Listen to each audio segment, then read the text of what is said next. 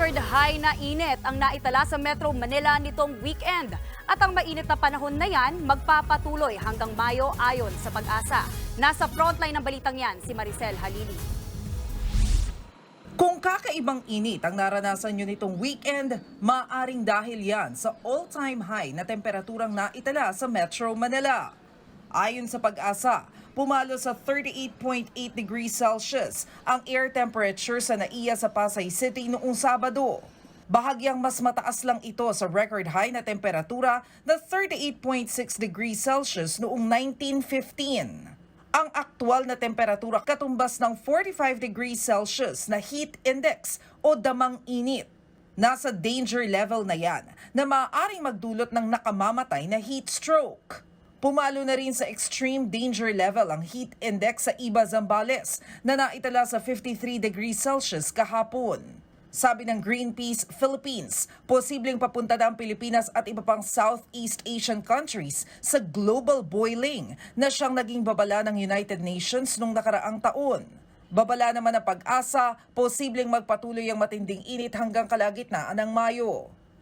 Ngayon ay nasa may dry season pa rin tayo at usually yung matataas na temperatura pwedeng ma-record natin ang second half ng April o hindi kaya first half ng May. Ngayong araw, tinatayang maitatala ang pinakamataas na heat index sa Dagupan, Pangasinan. Posible raw itong pumalo sa 47 degrees Celsius. Nakikitang aabot din sa 46 degrees Celsius ang heat index sa Apari, Cagayan.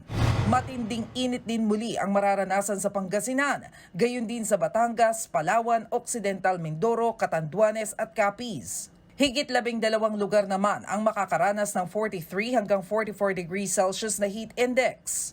Dahil sa tindi ng init ng panahon, nasasabayan pa ng malawakang transport strike, sinuspindi na ng Department of Education ang face-to-face classes sa lahat ng pampublikong paaralan sa buong bansa ngayong araw hanggang Martes. Ibig sabihin, asynchronous o distance learning muna ang ipatutupad. Inilagay na rin sa state of calamity ang South Cotabato dahil sa matinding tagtuyot. Yan ay para magamit na ang emergency funds at masaklolohan ng mga apektadong residente at magsasaka. Umabot na kasi sa 200 milyong piso ang halaga ng pinsalang dulot ng El Nino sa probinsya.